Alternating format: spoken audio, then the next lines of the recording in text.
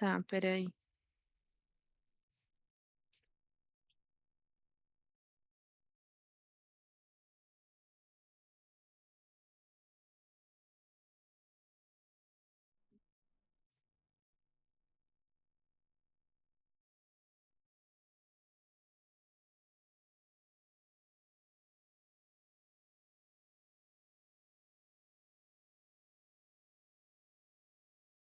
Espera aí, gente, eu tô tentando compartilhar, mas o que eu tenho de facilidade com sistemas, eu não tenho de facilidade com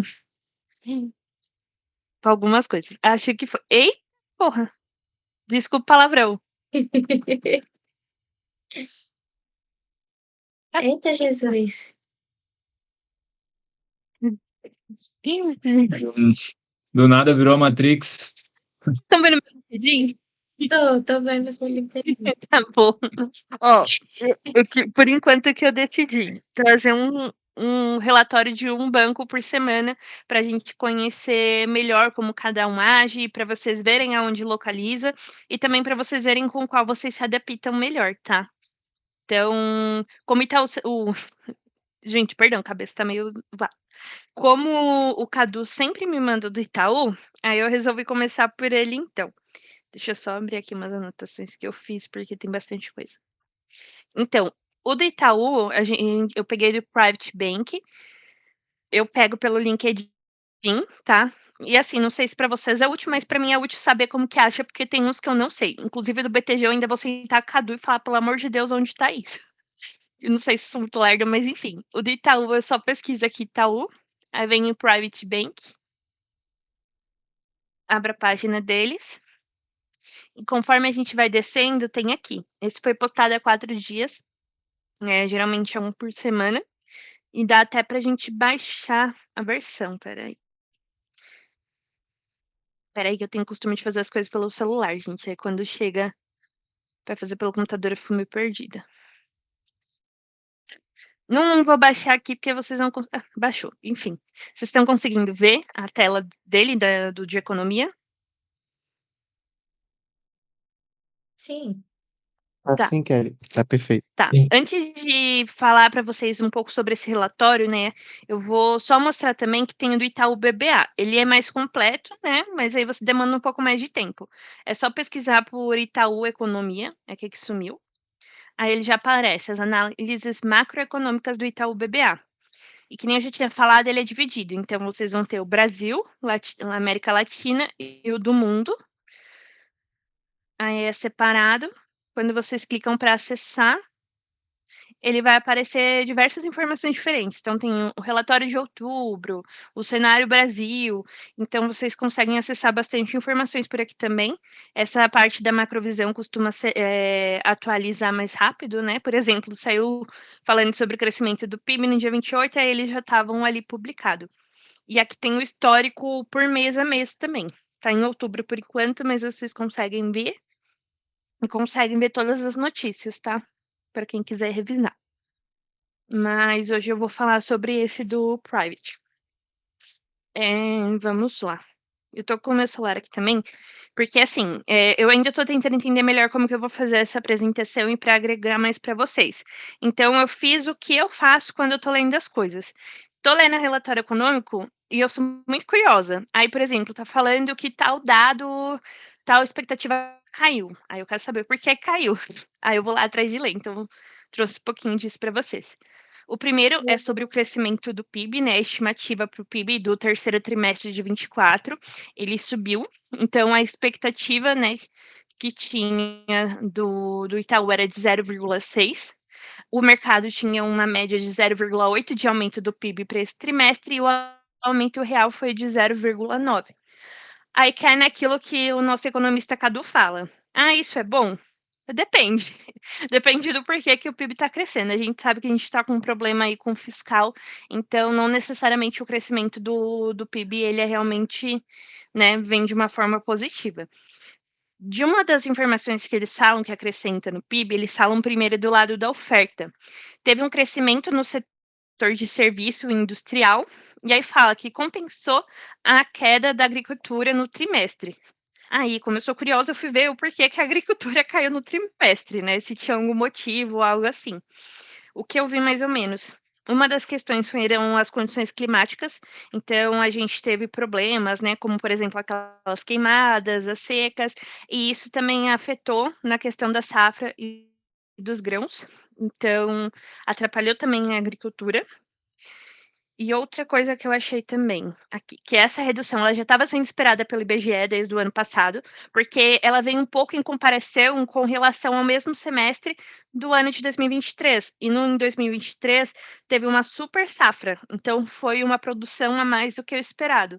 Por isso que tem considerado essa queda também, mas não é nada que impacte tanto, né. Cadê? Deixa eu ler para vocês aqui.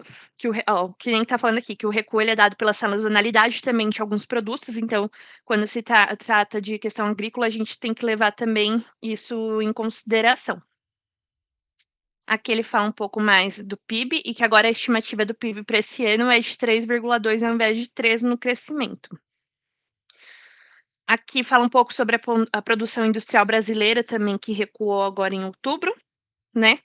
Mas também todas essas questões elas já estavam um pouco previstas também para o mercado, mas como falou, a a parte cadê? O crescimento do setor de serviço e indústria, ele deu uma segurada na queda dos outros setores. Aqui também veio falando, obviamente, sobre o pacote fiscal, que ele começou a tramitar no Congresso. Aí deixa eu pegar minhas anotações.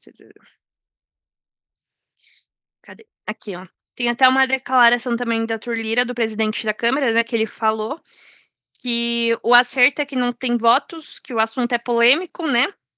Algumas das questões que ele colocou polêmica é o BPC, abono, o salário mínimo, que são as medidas populistas, que nem a gente já tinha falado, e tá passando por essa votação. Poderia acontecer só lá para o ano que vem, só que eles pediram urgência, a urgência foi acatada e está passando por essas questões de votações, mas eles vão querer ir mais a fundo sobre cada questão também do pacote fiscal.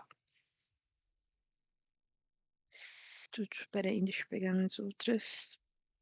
É que fui salvando algumas coisas para mostrar para vocês, tá. Tá.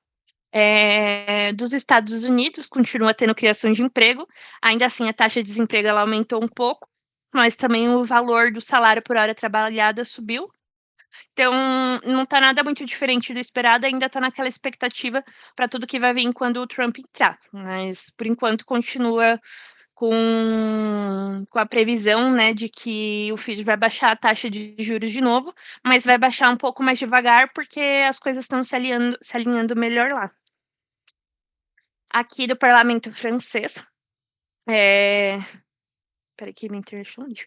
Eu estava até pesquisando um pouco melhor para entender, né, a questão do sistema político francês. Cadê que eu peguei aqui?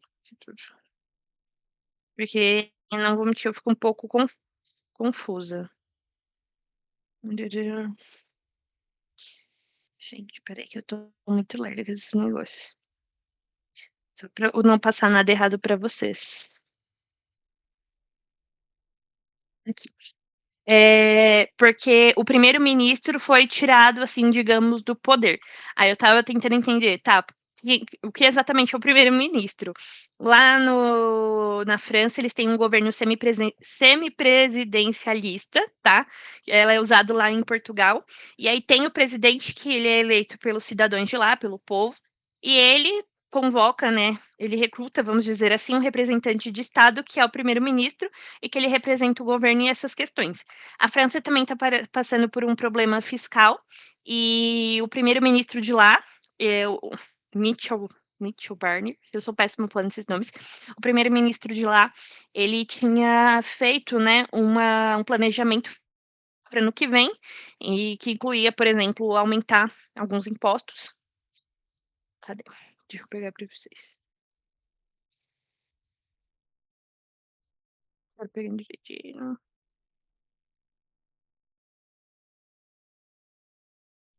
Que ele queria fazer um corte de 40 bilhões de euro e aumentar os impostos também de lá, principalmente para as grandes empresas.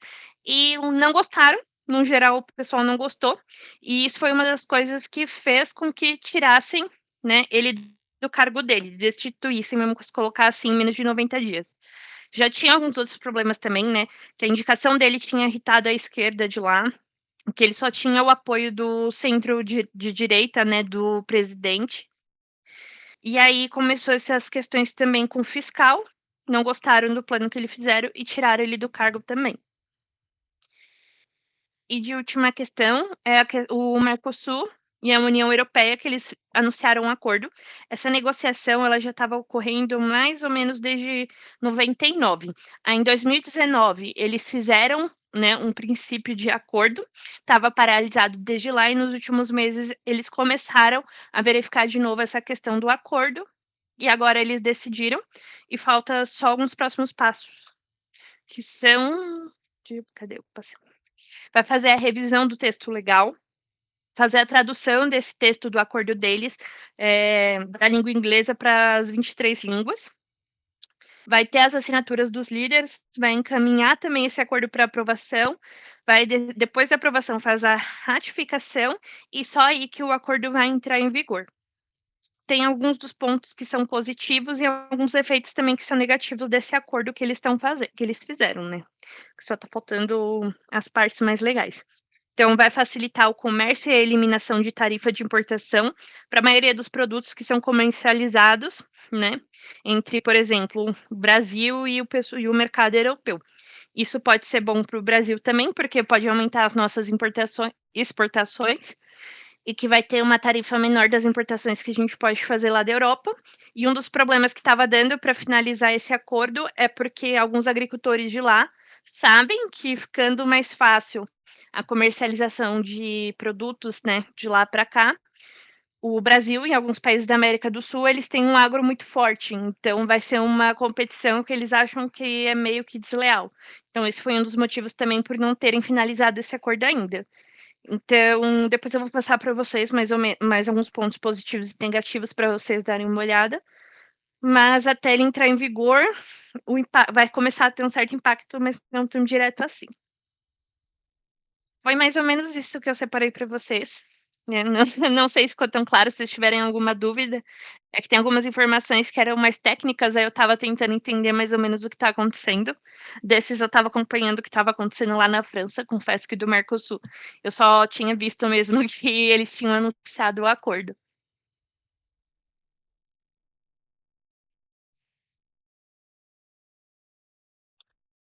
Bom, muito bom, Kelly. Muito bom, Bom, Kelly, parabéns. Esse negócio da França me lembrou muito o negócio da Coreia que aconteceu esses dias, né? O da Coreia foi. É que assim, da França eles já estavam meio que com o pé atrás com o cara também. Aí veio a questão do fiscal e, meu, o cara ficou 90 dias no cargo e tiraram ele. Tipo, foda-se, sai daí. O da Coreia teve um misto. Eu tava dando uma olhadinha ainda que eu vi o pessoal falando por cima, mas foi mais a questão do poder, né? Do que das políticas em si. esse relatório do Private, toda vez que postava, eu mandava pra Kelly. Aí ela gostou, pelo visto. Sim, Ele é interessante porque ele é bem simples, na verdade, né? Comparado a tudo aquilo que a gente já leu antes, ele é mais resumido e traz pontos principais para você ficar de olho, né? E aí ele vai tentar te instigar da seguinte questão: poxa, aconteceu esse negócio lá da Europa, um acordo entre Mercosul e Europa. Como que isso pode afetar a economia no Brasil? E como isso pode mudar a ordem econômica mundial? Aí é um dos fatores que, né, talvez a gente não vai saber responder. Mas talvez que perguntas que a gente vai começar a ver na internet, para se aprofundar mais, entende? eu gostei É, desse eu acho que também, mas eu também quero, que nem eu falei, eu quero trazer vários, sabe? Tentar cada semana trazer um para a gente conseguir ir verificando, vendo a diferença, e aí vocês conseguem ver com quais vocês se identificam mais e acham a leitura de repente mais fácil, não sei. Nossa, levei um susto agora com a foto do Dani, que tem um cara parado ali. Mas então, essa questão também, tá, do acordo aí do Mercosul com lá, pessoal, com a Europa, parece que sendo assinado, né, dando tudo certo aí nas finalizações, vai melhorar aqui pra gente o ai gente, espera aí. Como que é o nome? Fugiu o nome, mas vai melhorar, porque Balança as comercial. isso, a balança comercial, obrigada. Porque vai melhorar as exportações também, né, a gente vai ter um mercado um pouco mais livre para conseguir atuar lá na Europa também, e vai ter menos taxa também na importação de lá para cá. Então, são alguns dos pontos positivos.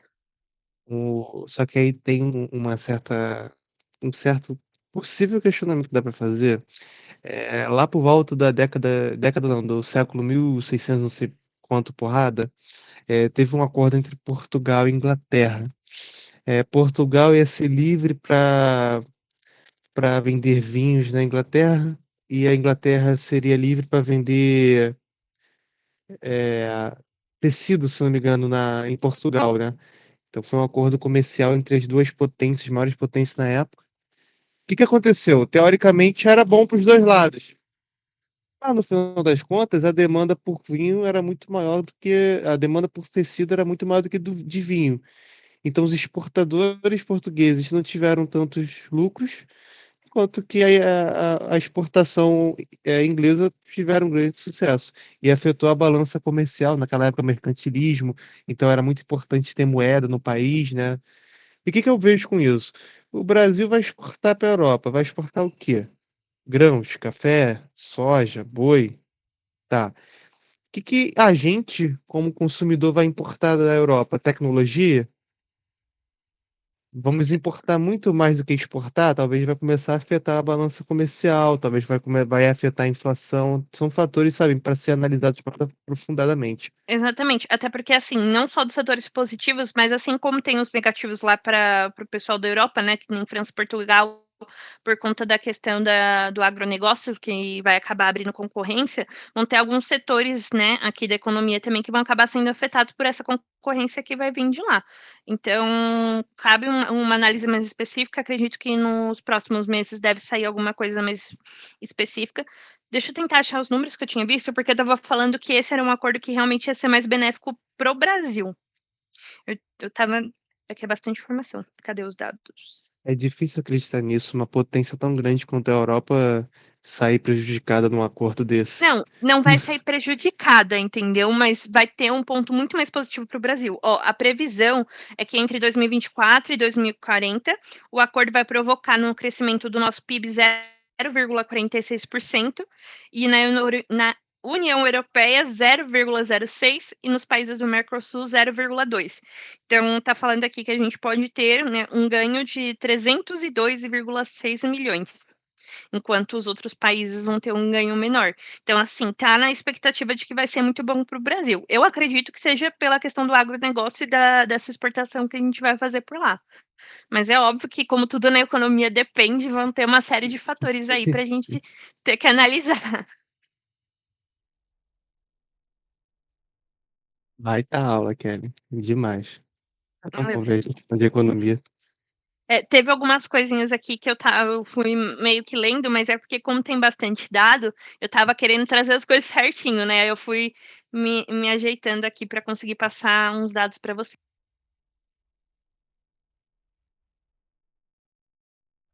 Vai passar para guia agora? Pode ir? Vamos embora. Vamos fazer aqui também, então.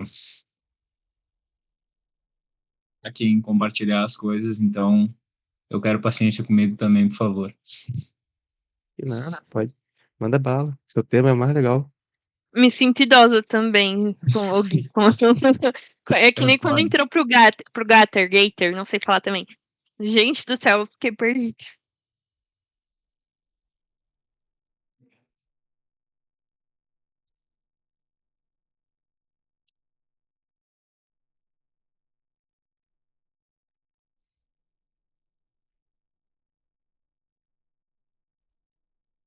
Me avisem aí se estiver já aparecendo.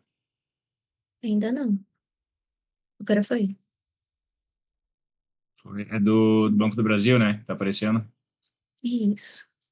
Então, é só aumentar a tela aqui. Vamos ver se rola.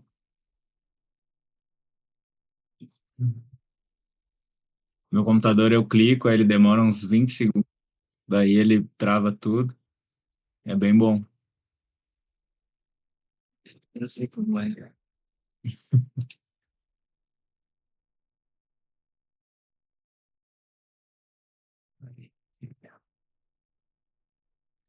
Vamos lá, então. O que eu fiz, tá? Só para explicar um pouquinho para vocês antes de eu mostrar. Eu não achei, tá? Procurei em todas as casas, mas de dezembro só teve 3 casas que divulgaram, que foi o Banco do Brasil, o BTG e a XP. Os outros, principalmente o Itaú, ele estava muito defasado lá de setembro, que eram umas carteiras até que a gente estava vendo, a gente já deu uma olhada, e aí só tinha de setembro, e a mais nova que tinha era de novembro, mas era em relação à Previdência. Então, eu não achava justo a gente comparar só carteiras que eles dão um foco maior para a previdência privada, comparar com a carteira macro das outras casas. Então, eu resolvi não trazer ela em virtude disso. Tá? O do Itaú até tem ali uma questão de dezembro, mas ele não mostra a carteira. Ele mostra ali a análise macro e tudo mais, mas não mostra a carteira para a gente dar uma olhada ali em as porcentagens de alocação e comparar com as outras casas. Então, eu resolvi trazer das de dezembro porque são as que vieram desde o pacote fiscal para cá. Então, faz mais sentido para a gente para ter essa ideia. O que acontece? No Banco do Brasil, o relatório deles é bem sucinto. Eles não especificam o porquê dessa porcentagem em pós, renda fixa pós, em pré, em inflação, multimercado. Eles não especificam. Basicamente, eles lançam a carteira ali, desse jeito que eu estou mostrando. Esses 2 primeiros ali, ele mostra ali do conservador, do moderado. Aí tem aqui da outra página do arrojado e do agressivo também, tá? Mas ele não mostra assim, por que a gente está realocando isso? Por que e comparando também ao relatório deles anterior, por que a gente aumentou a posição nesse aqui? Eles realmente não mostram. É tu tendo que olhar e comparar e tirar as próprias conclusões. Então, eu achei até um relatório, assim, bem fraco, digamos assim. Até porque, além das porcentagens, eles também já te dão, digamos, um fundo, que eles querem como dica, assim, de investimento. Então, eu achei meio não, totalmente enviesado e sem explicar realmente como é que funciona. Mas o que eu achei interessante no Banco do Brasil é que eles são bem, obviamente, por ser um banco ali estatal, ser um banco gigante, eles são bem conservadores. Então, por exemplo, ali no pós, em comparação ali com o BTG e a XP, que eu vou mostrar para vocês, ele está bem mais alocado, tá, em questão no pós, bem mais alocado também em questão do pré, tá, que tem um risco maior, obviamente, mas em comparação à inflação, ele está muito abaixo dos outros dois. E isso nas mesmas categorias, no conservador, no moderado e no agressivo. Então, em inflação, ele está bem mais abaixo, e no pré e pós, ele está super alocado. Nos outros quesitos, até está bem parecido, tá? De multimercado, renda variável, exterior, enfim, aí está bem parecido. Mas nessas questões ali da renda fixa pós e pré e inflação foi o que mais me chamou a atenção. Então, do Banco do Brasil era isso. Deixa eu mostrar para vocês dos outros aqui que é mais interessante.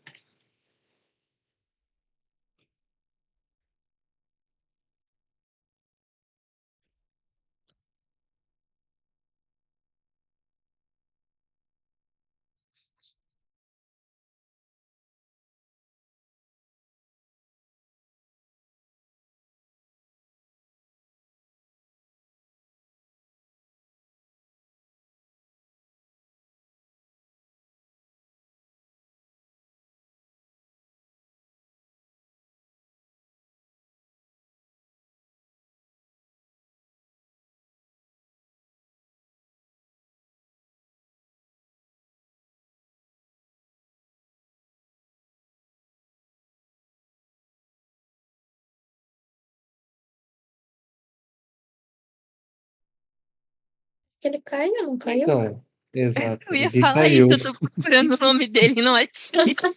O computador explodiu. Foi falar mal do PC, ele não gostou. Eu achei que eu tinha travado. Eu penso, nossa, ele tá demorando pra achar, né? Coitado dele, ele não avisou, gente. Eu pensei a mesma coisa. Falei assim, caramba, o Gui desligou o compartilhamento para poder pegar o arquivo. Mas depois eu falei, ué, mas cadê o Gui aqui da sala? E pior que tem um nome que tá aqui, tipo, localizando Arthur Martins. E aí tem um nome embaixo, eu não consigo ver de quem é. Eu fiquei uns 5 minutos olhando, falei, é o Gui, não é o Gui? E o boneco dele aqui ficou vermelho, tá com traço vermelho. O Gui tá tentando apresentar, mas o Sun não tá deixando.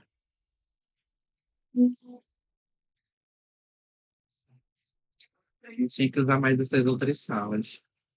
Só ficar nessa.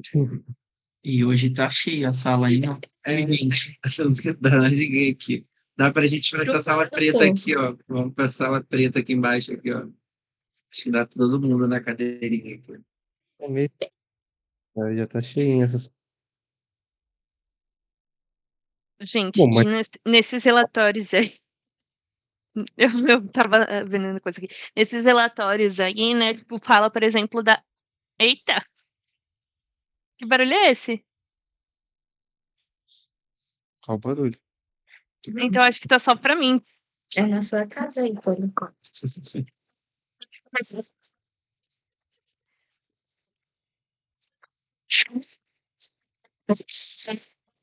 Agora Caraca. a voz dela bugou, gente.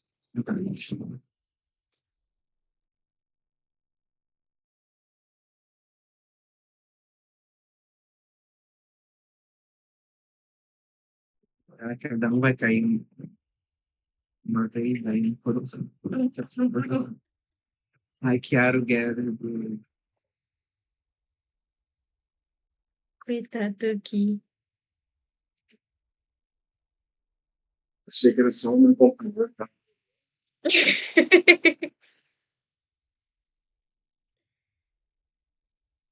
Tem que formatar o PC. O meu eu nem consigo entrar. O Dani deu problema também. Ixi, Maria.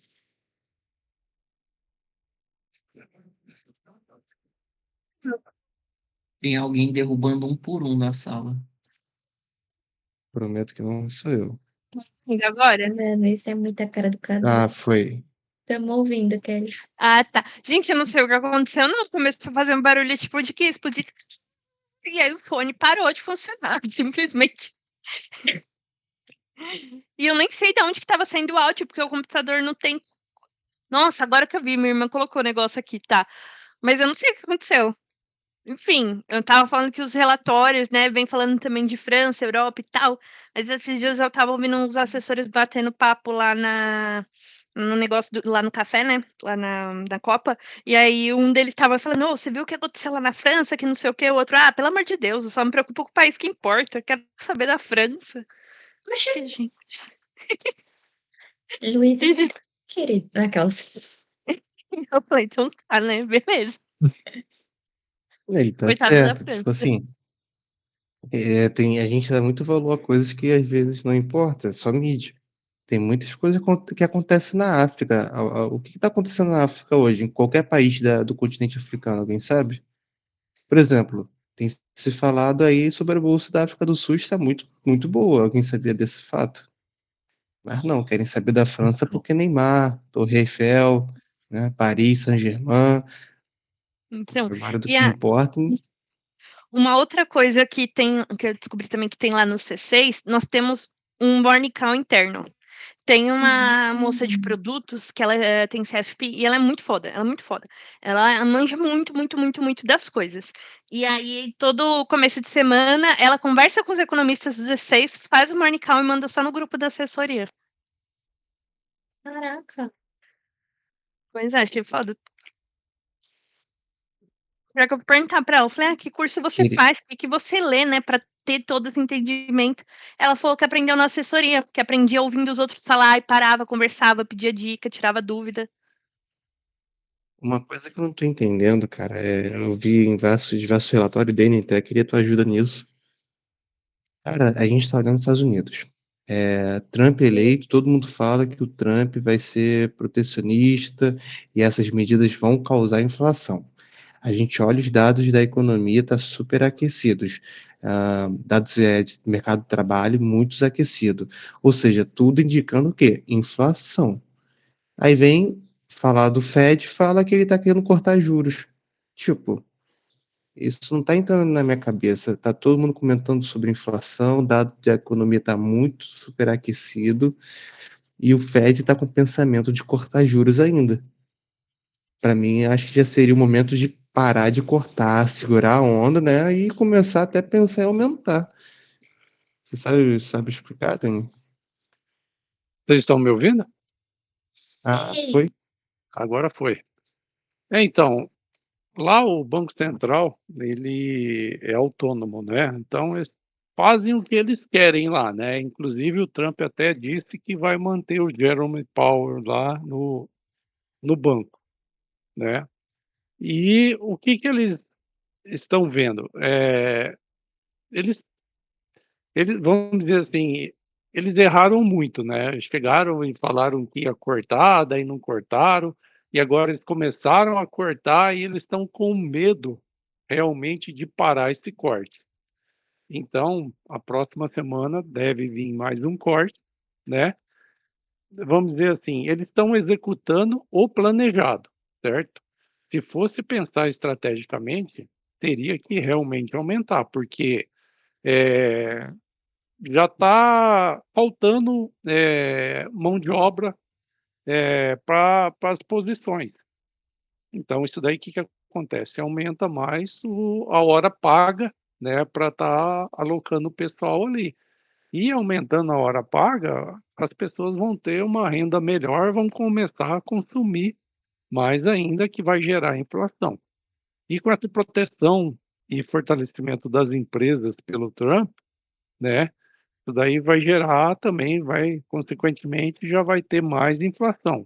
Ou seja, alguns economistas ali, o pessoal da Western, por exemplo, a casa de análise, a Templant Hampton lá é uma gestora grande também, eles já estão sinalizando que justamente o que você perguntou, Cadu.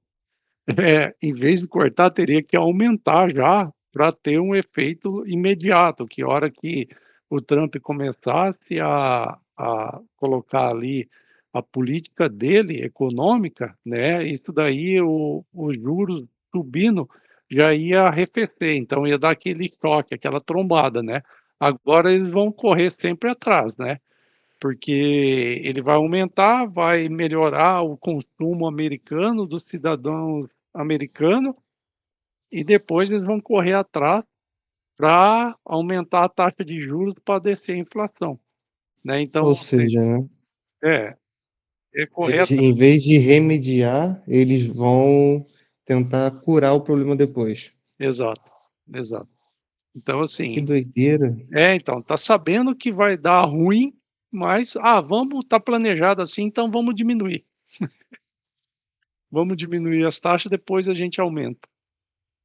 Parece um episódio qualquer do Pica-Pau. É, é. Então, daí eu fico perguntando, será que estamos emburrecendo ou os caras estão apostando para ver o que vai acontecer? Viu, Vênia, essa política dele tirar todas as pessoas que são ilegais no país e deportar elas.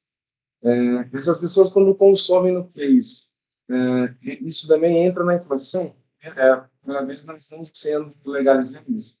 Porque se elas não saírem do país, teoricamente, diminuiria o consumo. Não seria Sim, algo nesse sentido? Porque, igual o Motinha falando, que isso geraria inflação. Tipo, eles do país. Só que eu não consegui entender o que geraria inflação tirando eles do país. Porque, teoricamente, se ele tirar todas essas pessoas que estão ilegais, como ele quer, diminuiria até o consumo, né? Diminuiria a circulação de moeda, porque eles trabalham informais, né? E, tirando ou não, ele acaba girando a economia também. E tirando essas pessoas, teoricamente, tira o consumo também. o Cadu vai explicar melhor, mas assim, não só por esse lado, é que daí vai diminuir a quantidade de mão de obra também, Então, certo? Então daí vai abrir mais vagas de trabalho, as pessoas vão querer um salário melhor, porque o americano, assim como o japonês, o pessoal não quer trabalhar na lavoura, certo? Não quer trabalhar em serviço básico, pesado, né? Todo mundo quer ficar no escritório no ar-condicionado, né? O pessoal não quer ser jardineiro, o cara não quer ser babysitter, o cara não quer ser lavador ou valet de carro, o cara não quer trabalhar no transporte, na agricultura. Então, assim, vai para um lado, tem razão, que vai diminuir o consumo, então, por outro lado, vai aumentar, vai aquecer o mercado de trabalho e, consequentemente, a hora trabalhada vai aumentar e vai faltar gente, e aí é todo aquele ciclo, né? O ciclo, Adson, a gente tem na economia uma área muito complicada, que é chamada economia do trabalho. Literalmente, essa é uma área muito densa. E quais são os ciclos de uma empresa, né? E o ciclo da economia? Você, por algum acaso, começa a ver um aumento da demanda. Então, as empresas que estavam produzindo determinada quantidade de produtos e serviços vão ver a possibilidade de aumentar essa produção e, consequentemente, aumentar os preços. Quando ela decide aumentar a produção, ela vai começar os investimentos na economia, seja para uma nova indústria, uma nova sede, novos cargos, e você começa a ter o índice de desemprego diminuindo. Aí começou o ciclo positivo da economia. Nesse momento aqui, aqui que a gente percebe? Quantos empregos formais foram gerados? Mas quantos empregos informais foram gerados? Esse segundo dado aqui é muito difícil de mensurar. É muito difícil de mensurar, tá? Então, muitos dados da economia são defasados. Na verdade, não expressa a realidade por completo. Eu não lembro agora uma revista que eu li que fala que, na verdade, tudo que a gente lê de relatório econômico representa apenas 70% da realidade. Ou seja, o índice o desemprego está tanto. Não, não é a realidade. A inflação está tanto. Não, não é a realidade. Tanto que, por exemplo, a inflação do Brasil está essa, mas quando a gente vai no mercado, a gente percebe uma inflação muito pior.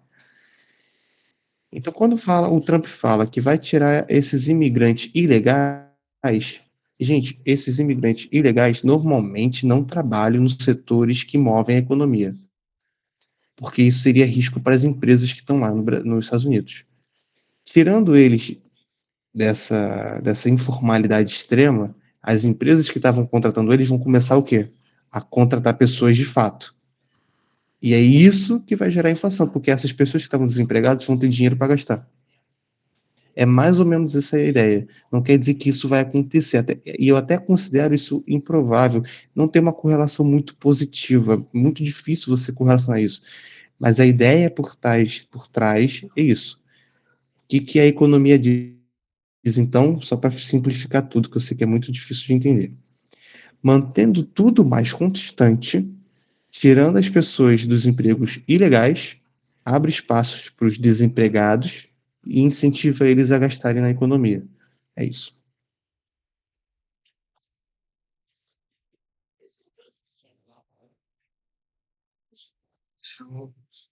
E aí tem aquilo, né? Às vezes tem empregado, aí tem que molhando. E nos Estados Unidos, assim, como o Dani falou, o profissional americano é um profissional que faz trabalho de mais alto padrão. É alto padrão não no sentido restrito da palavra, mas, tipo assim, cargos mais tecnólogos, mais bacharelados, não são cargos braçais, né? Então, o que seria um cargo braçal? Cara, garçom, por exemplo, é um cargo braçal para eles. Pedreiro é um cargo braçal para eles. Arquiteto, não. Agora, pedreiro, sim. Então, se a gente for fazer um estudo de misoginia dos Estados Unidos e entender a questão cultural, você vai ver que empregos subvalorizados são empregos onde tem imigrante. Se tira eles, cara, as empresas vão ter que ter esses funcionários de qualquer jeito. Vão ter que contratar. E aí vão contratar pessoas que estão desempregadas e estão no índice de estatística dos Estados Unidos. E aí aquelas pessoas que estavam sem emprego, ou então estão passando por período de transição de carreira, né? Conseguem se estabilizar financeiramente, e, enfim, e aí vai. Por isso que é difícil falar que tirar o imigrante vai aumentar a inflação, tá? É muito difícil falar isso. Não está numa correlação muito fácil de a gente analisar ali. Às vezes, gente, o que o Motinha fala tá errado, tá? Não, tem Também. coisa que ele, às vezes eu não, sei lá, ele tem uma visão de algumas coisas legal, né? Não, mas assim, às vezes a gente começa a ter o nosso ponto de vista também, né? Então tem coisas que às vezes ele acha que vai acontecer tal coisa que o Albino tinha falado que ele já tinha vivido nos governos passados, do A1, né? Mas ele já entendeu como funcionou lá atrás.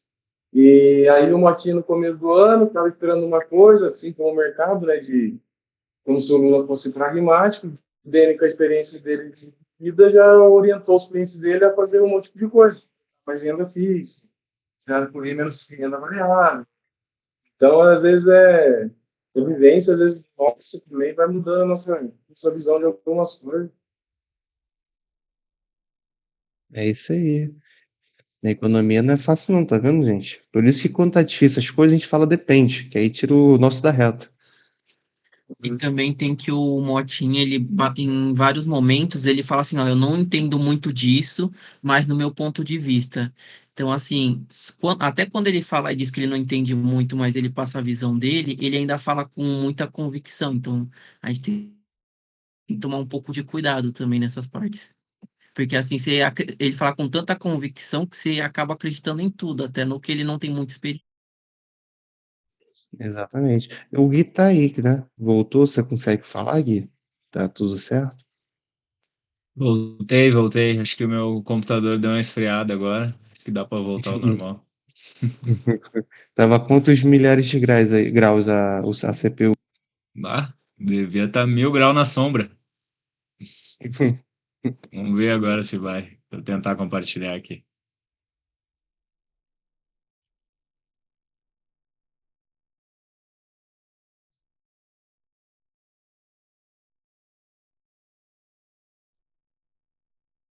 No verão é duro, né, pessoal? O notebook esquenta, né? Tem que estar refrigerado bem, senão o bicho trava mesmo. Pô, mas às vezes É, tem CPU aí que tá simulando o núcleo da Terra, né? É. tá compartilhando aí? Foi. Ô, Glória. Tá. Do Banco do Brasil deu para finalizar, né? Acho que chegou a dar tempo. Sim. Sim. Beleza. Do BTG, então, do BTG e da XP é bem mais legal, porque eles dão as explicações, enfim, eles dão uma análise macro, e aí depois eles explicam o porquê que eles aumentaram ou diminuíram tal posição. Então, aqui do BTG, ele traz a questão lá dos Estados Unidos, principalmente essa parte ali, quando eu entrei de novo, de eles estarem diminuindo aos poucos os juros, mesmo a inflação dando sinais de que ela está alta ainda, eles querem cumprir mesmo o papel.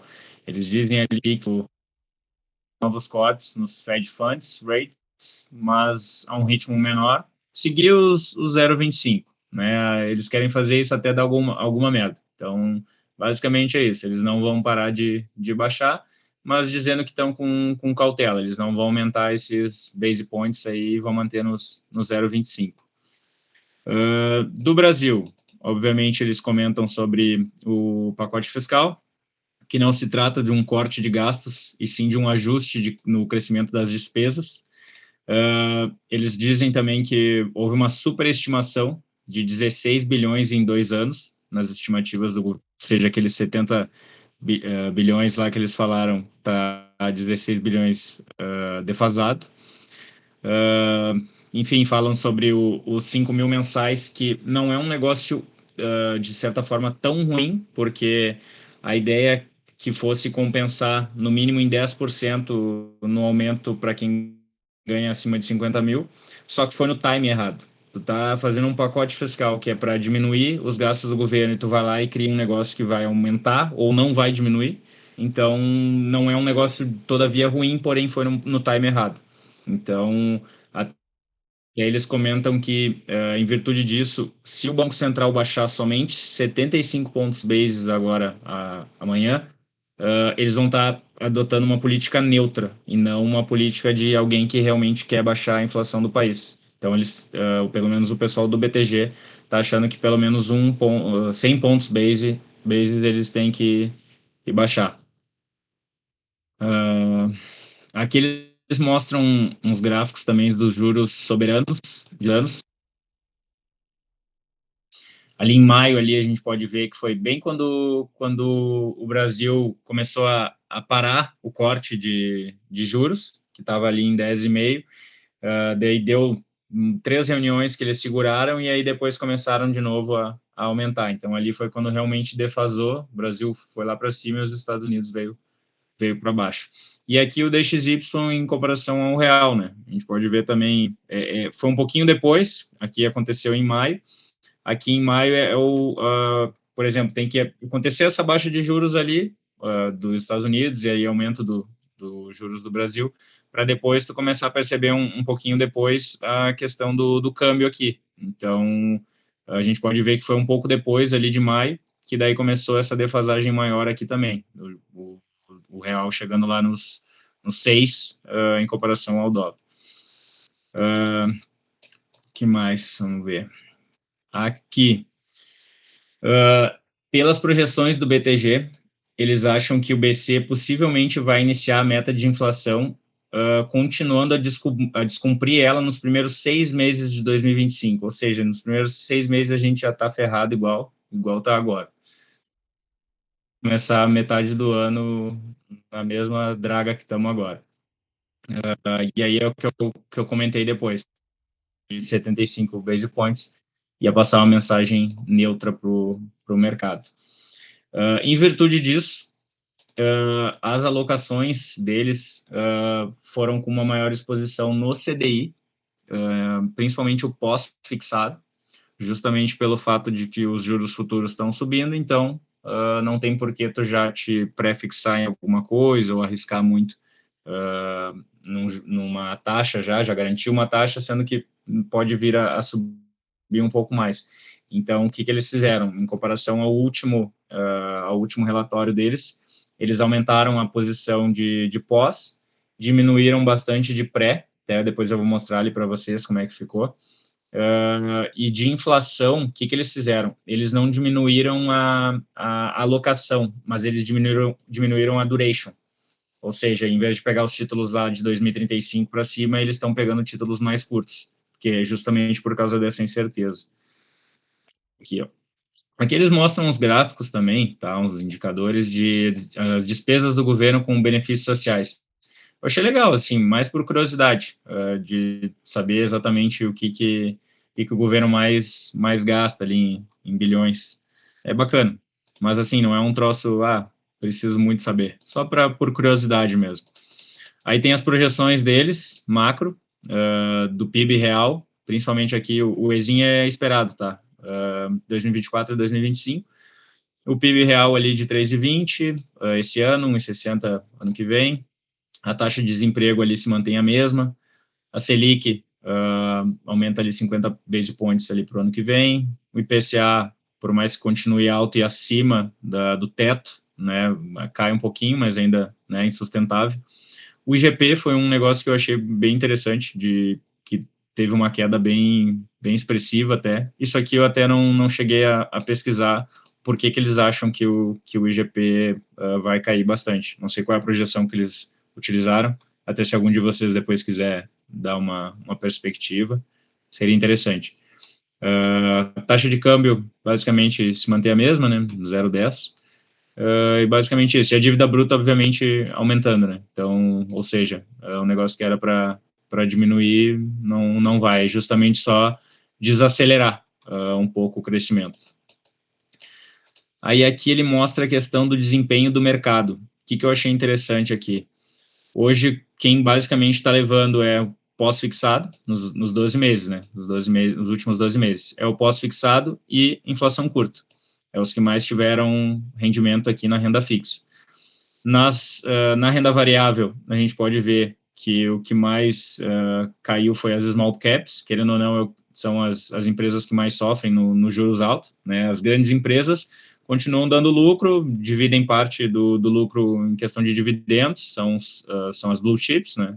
São mais sólidas, e quem sofre mais são as small caps. Então, em virtude disso, elas estão com uma queda bem relevante aí nos últimos 12 meses. E, obviamente, trazendo ali a questão das criptos, 192% em 12 meses. No ano, de janeiro para cá, 156, basicamente, por cento. E o ouro, maravilhosamente também, super bem, 30% nos últimos 12 meses. Então, bem interessante também. Aqui eles mostram a questão da curva de juros nominal, como é que é. Em novembro, a primeira linha, a linha azul escuro, aí a de outubro, que eles tinham antes, e a de setembro. Então, pode ver que a perspectiva deles, das projeções, aumentaram bastante, e aqui embaixo é a questão dos anos, então 2026, 27, 28, basicamente aumentou agora aqui, de novembro, está ali em 14, talvez 15, chegue mais lá para cima, mas ainda estão mantendo ali em 14,2, 14,3, mas a ideia é seguir nessa taxa alta aí pelo menos um bom tempo, por isso que os juros futuros estão bem altos. Vamos ver o que mais. Aqui, ó, esse aqui que é a parte interessante, que é a estratégia de alocação deles. Vocês estão conseguindo enxergar? Não sei se está muito pequeno. Seria bom dar um zoom, mas já dá para enxergar sim. Deixa eu ver aqui. Melhorou. Aí, agora sim. Tá. Seguinte, questão de renda fixa. Do conservador ali, principalmente pós-fixado, 70%. Até depois eu vou mostrar para vocês na XP, que a XP é bem porra louca nisso, assim, eles são bem agressivos. Então, por exemplo, Banco do Brasil mais conservador, BTG meio termo, XP mais agressivo. Então, ali no pós-fixado, no conservador, 70% da carteira, no balanceado ali, que seria o moderado, 43,5%, e no sofisticado, que seria o agressivo, 37,5%. Olha o que eu disse em questão da inflação, quando é uma renda fixa atrelada à inflação. No conservador, 15%, lá era 7% no Banco do Brasil, já no balanceado é 30%, e no agressivo 25%, ou seja, eles estão super bem alocados nessa questão da inflação, e justamente no curto prazo, que foi o relatório que eles trouxeram, né, que é a maior parte. Então, não pegar esses títulos mais de longo prazo justamente por causa da volatilidade, né? Então, eles estão entendendo que teria uma volatilidade muito maior agora, comprar esses títulos, então eles mantiveram ali até nós estamos em 2024, até 2029, por aí, 2028, eles estão mais comprados. Pré-fixado, olha que interessante, 0% no conservador, 1,5% no balanceado e 2,5% no agressivo, ou seja, nem um pouco a fim de comprar pré-fixado, né? E se comprar essa porcentagem, é de curto prazo, nem pensar largar em longo prazo. Por mais que seja uma taxa maravilhosa, eles acham que ainda vai ter uma volatilidade muito maior do que na questão da inflação. Então, em virtude de proteger até os clientes e não dar muita reclamação, digamos assim, né, com os assessores, eles preferiram diminuir bastante a alocação deles em pré-fixado. Em ações, que eu achei interessante, um conservador eles aplicam em ações, né, 3%, né, se a gente comparar ali, por exemplo, com o Banco do Brasil, não tem nada, né, em ações, então achei bem interessante no conservador ter pelo menos alguma parte. 7,5% no moderado e 12% no agressivo. A gente pode ver ali que small caps não é uma possibilidade nesse momento também, então basicamente é mais o Ibovespa ali das blue chips, então small caps não é o momento.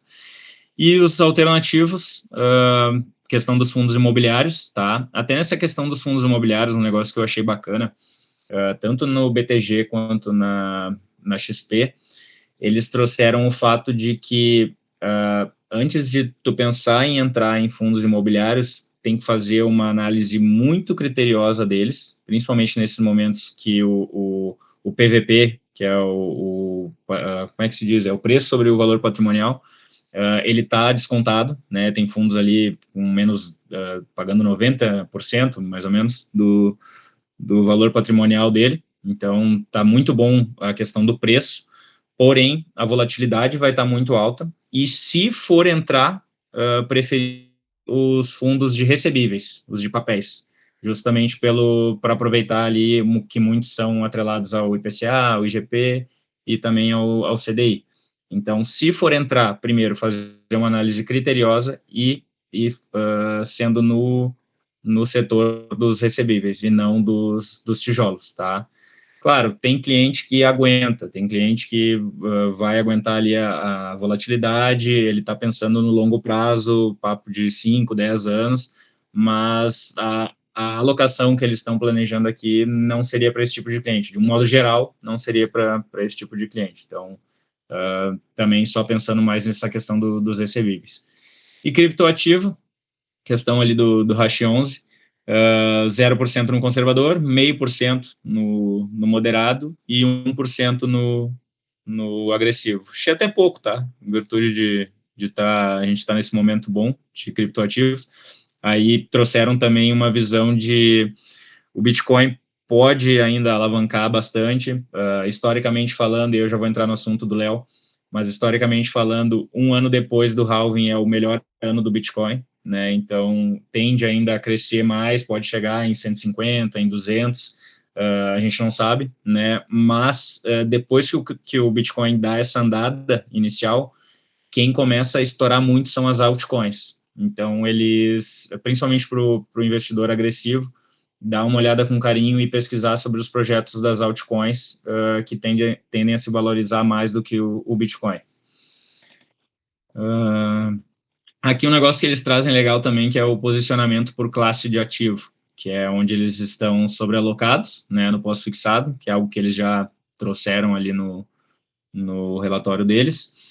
Se mantiveram neutro na inflação curta e longa, né? Porém eles botaram isso aqui, mas diminuíram na inflação longa, então podia estar um pouquinho mais nesse quadrante aqui a longa, visto que eles diminuíram a posição.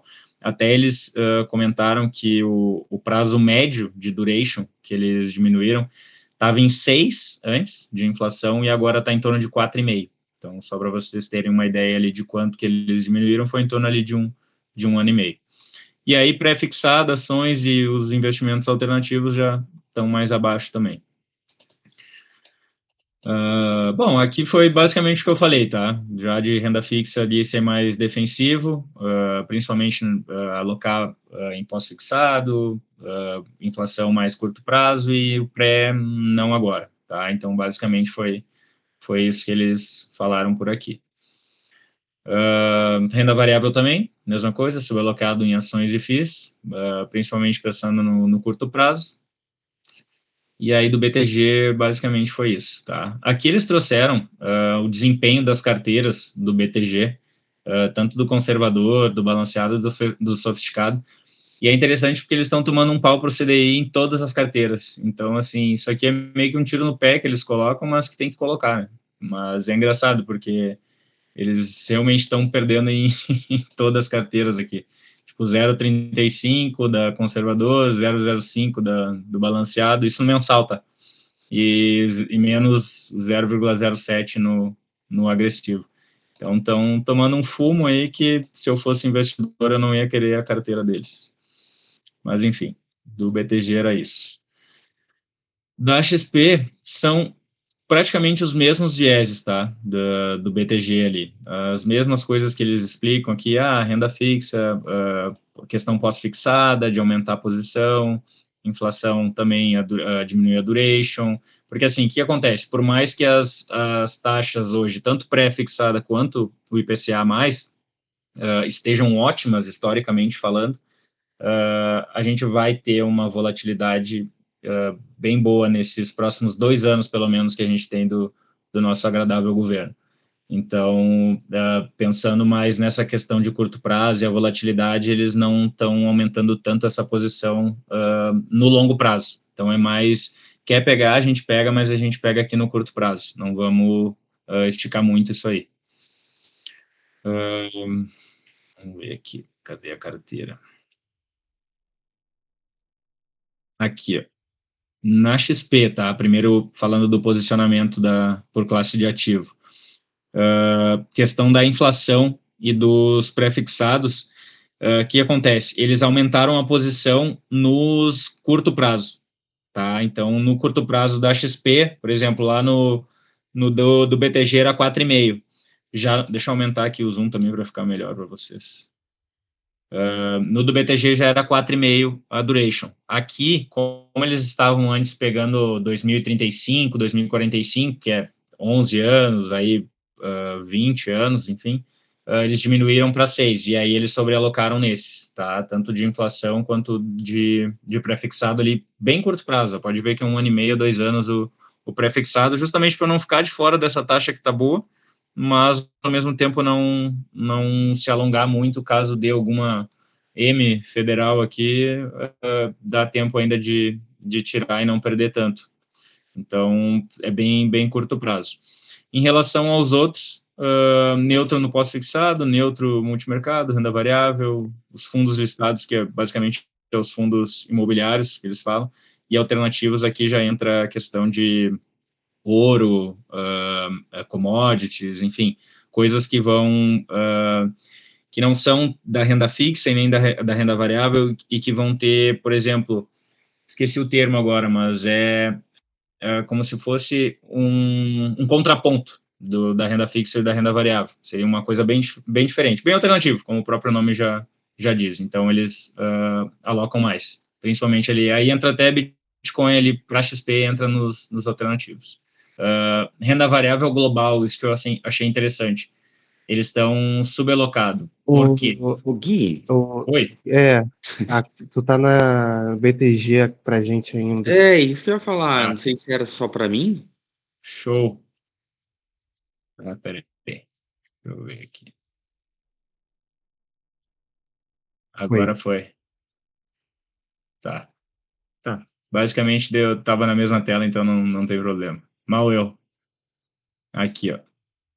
Aqui é o que eu tava falando, do posicionamento por classe de ativo da XP. Tá dando para enxergar ali ou quer que eu dê um zoom maior? Tá bom. Tá bom? Tá.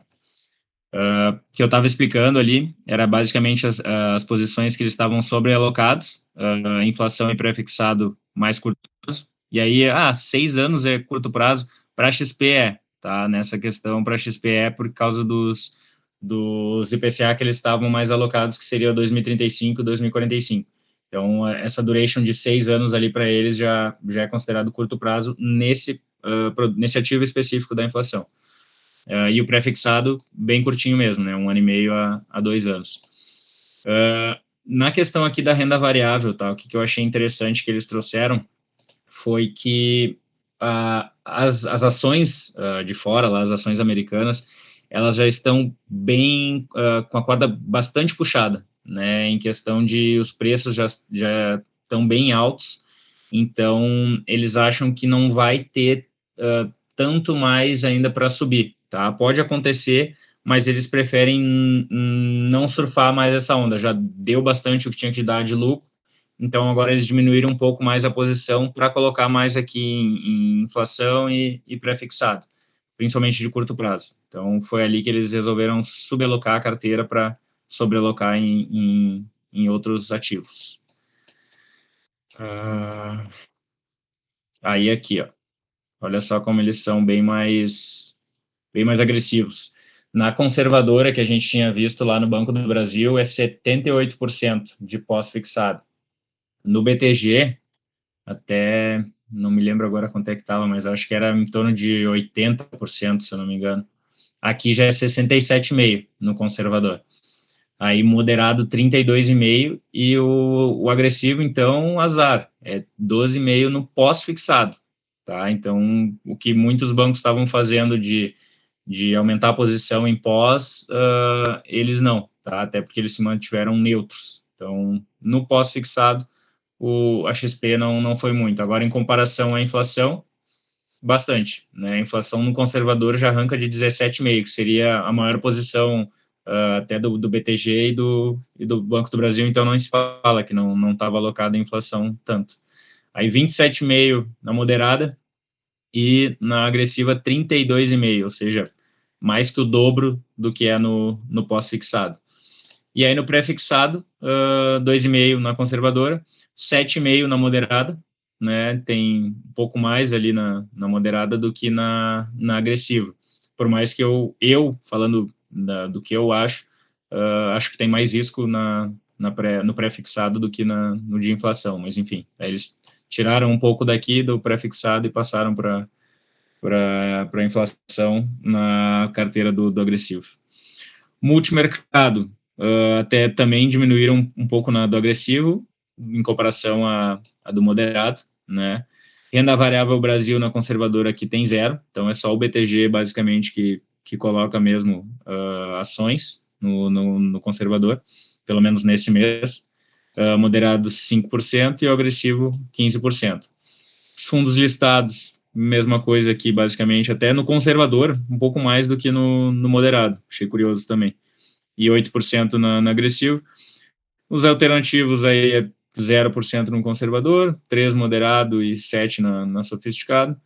E o global, renda fixa, entra no conservador, né, os T-Notes, T-Bonds e enfim, esqueci o nome do mais curto, também entram aqui no conservador, moderado, mesma porcentagem, e no agressivo também, mesma coisa. Aí só muda na questão da renda variável ali, que é um pouquinho mais no agressivo mesmo.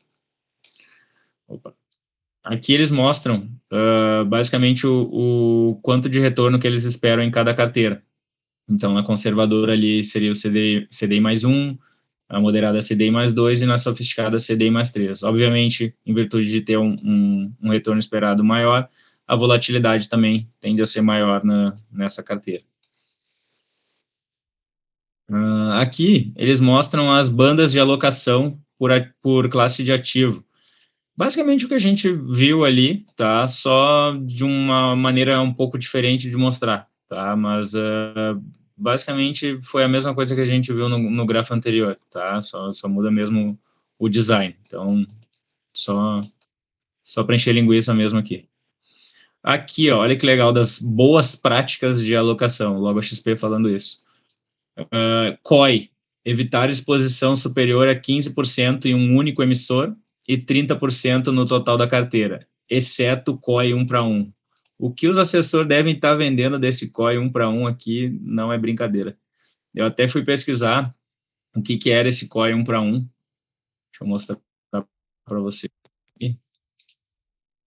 Eu tenho conta na XP, tá? Então, eu consegui entrar aqui para dar uma olhadinha, mas eles não mostram muito essa questão detalhada dos COIs. Sabe-se lá por quê, né? Parece que deve ter algum conflito de interesses, mas eles não mostram muito bem. Então, os que eu achei desse 1 para 1 são basicamente 5 fundos, só que eu acho que o da XP mesmo é um desses dois aqui, ó, que é o MA-XP. É uma taxa fixa mais uma alta ilimitada. Ou seja, eles garantem uma rentabilidade mínima de 60% mais alta do ativo. Eu cheguei a clicar aqui em detalhar, mas ele não mostra muito mais do que isso. Olha só, vou mostrar para vocês aqui. Ele diz o rating, né, triple A, diz o risco, que é 100, né, de 0 a 100, o risco é altíssimo mesmo, mas ele não mostra muito mais informações. Ó. Ele diz ali a aplicação mínima, que é 500 mil, prazo de 60 meses, né, então, rentabilidade mínima de 60, ali dá em torno de uns 12% ao ano, mais ou menos. É uma rentabilidade boa, né, se for ver, mas, enfim, ele não mostra o que é o COI, eu não consigo ver o que tem dentro dele. Mas, enfim, esse COI aí, eles basicamente deixam a galera aportar bastante nele. Crédito privado. Eu acho Oi, que pode você falar. deveria investir aí, porque eu acho que só quando investe que eles mandam a lâmina. Ah, pode ser. O que é bem ordinário da parte deles, né? Nada, Crédito isso aí é privado. Né? boas práticas. Exatamente, boas práticas.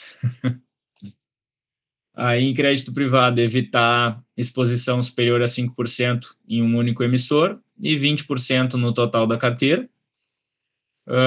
Duration em renda fixa. Evitar duration médio significativamente diferente do recomendado na tabela. Ou seja, vamos voltar aqui um pouquinho. Na tabela aqui, ó, que eu mostrei Não para tá vocês do mostrando mais a tela. posicionamento. Oi? Não tá mostrando mais a tela, não. Opa, É. tem que Ah, toda hora trocando. e aquele 60% seria o equivalente a 9,86 por ano, tá? Fiz a conta aqui rapidinho. Ou seja, Ah, bem sim, que é merda. juro composto. Isso aí. Vou botar de novo aqui. Ai. Oi, agora? Oi. Tá. O que eu estava mostrando antes ali? Deixa eu só voltar. Aqui, ó, das boas práticas de alocação. Na duration, tá, de renda fixa, evitar duration médio significativamente diferente do recomendado na tabela. Ou seja, a tabela é aquela que eu mostrei para vocês, do posicionamento por classe, desses durations aqui que eles colocaram como recomendado. Então, de inflação ali, a média de 6 anos no máximo, média, né, na verdade, não é máximo, do pré-fixado de 1,5% a 2%, e na renda fixa global, de 2 a 3 anos também, não mais que isso. Ou seja, T-bonds não entram, é no máximo as T-notes. É T-bills, né? Agora eu lembrei, as de curto prazo.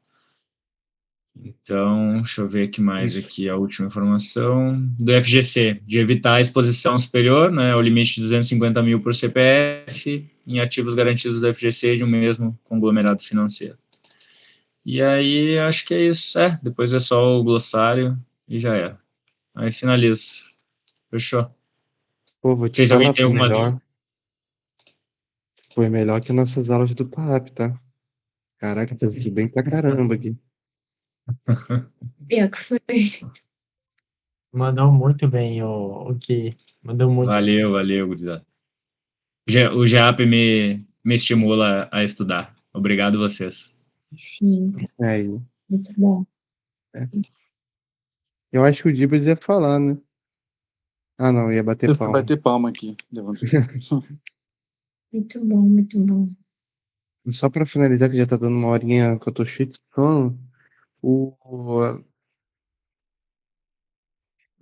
sobre o BTG, aliás, que no segundo capítulo dele, ele fala as percepções do pacote fiscal. Então, tipo assim, vou fazer uma pergunta e vocês respondem para si mesmos de forma sincera. Se alguém te perguntasse hoje, por que que o mercado está com a má impressão desse pacote fiscal? Vocês saberiam responder? Se não, cara, a lâmina do BTG tá bem detalhadazinho o motivo porque pegou mal, tá?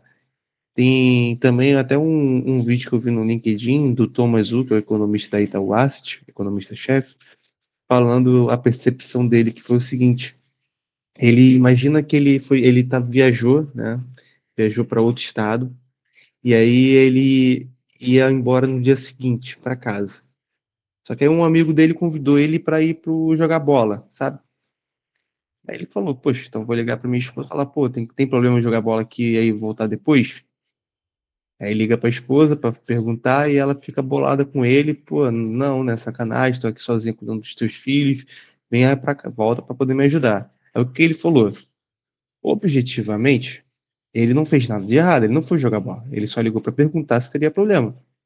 Como tinha problema, tá bom, ele foi e voltou, pegou o avião e voltou pra casa. O que aconteceu pro mercado? O mercado estava esperando um corte de gastos. O que o governo mostrou foi uma estratégia para amenizar as despesas que eles estavam tendo, ou seja, não ia cortar efetivamente gasto. Então o mercado quebrou a confiança do mercado. E quando fala mercado, né, é muito amplo. Por exemplo, por que o dólar subiu tanto? Não foi porque tem especuladores fazendo day trade. Não, porque são fundos de investimentos estrangeiros que têm milhões de dólares, milhões de reais no Brasil, viram que poderia dar problema, falaram, tá bom, vou resgatar esse dinheiro daqui, tirar daqui. Aí nesse momento que ele tira, ele converte em dólar, por isso que começa a cotação a aumentar. Tá? Tanto que vocês forem ver lá no próprio site da B3, quem mais opera contrato de dólar futuro são investidores estrangeiros. Então, é muito interessante eu analisar essas cartas de asset allocation nas instituições, para dar uma ampliada na perspectiva econômica junto com o objetivo da carteira. E a XP, tipo assim, é bem duvidosa, parece que eles fazem na má vontade a alocação deles. Desculpa falar isso. Mas a do BTG eu acho bem mais. Bom, pelo menos cai mais com a minha cara. O quanto que eu recomendaria faz mais sentido a BTG. Essa é a percepção. Total. Do que eu li Mais pé ali, no chão. a XP é mais objetiva, mas assim, sucinta. Igual é o Morning Call deles. É um negócio muito sucinto que chega. Tu termina de escutar os 2, 3 minutos e parece que tu não ouviu porra nenhuma, porque é ruim. Agora, do BTG é bem melhor, tanto a newsletter deles, quanto o relatório e o Morning Call, né? Nem se compara. Eles explicam melhor, parece que eles querem que a pessoa realmente entenda e não só larga um monte de informação e já é. Isso. Foi muito bom mesmo, sem brincadeira, foi muito bom. Nessa semana deve lançar de outras instituições, aí acompanhar para na semana que vem trazer outros aspectos. Eu pensei isso até, se tiver ainda espaço na agenda ali, porque eu vi que vai estar bem concorrido semana que vem. Se tiver e alguma tiver lançado um novo relatório, daí eu venho aqui e trago para vocês também. Bem-vindo. Com certeza. Vai ser muito bom. Quem tiver conta no BTG, gente, tiver acesso a esses relatórios, se puder mandar lá no grupo, que eu ainda não queria. Então no Pix. Isso. Mas vai render alguma coisa? Depois de 5 anos tu pega. A gente colocou no pique. Vai. Exatamente. Aí o William já pegou a estratégia lá, Pix 120. Gente, vou nessa que eu tô cheio de sono. Gui, foi ótima apresentação. A do WhatsApp vai ser maneira também, já tá bem preparada do COI. Então. Beleza, vamos entender mais o COI maldito. Ele separou um ali que eu achei maneiro. Um ali que eu achei bem interessante. Sempre salva um ou dois ali, sempre tem bom, né? Mas o pessoal dá mais, é incrível, o pessoal dá mais foco naquele que é ruim mesmo para trazer retorno para a instituição. É o que dá mais comissão. Não, é o que dá mais comissão. Exatamente. Pô, já pensou se um COI ali paga 4%? Se eu ponho um velho de 80 anos para botar 100 mil ali, eu ganho 4 mil, pô. Tá doido? Churrasco no final de semana vai ser como? É bem isso mesmo, é do jeito que funciona. Valeu, pessoal. Boa noite, bom descanso para todo mundo. Valeu, galera. Valeu. Boa noite.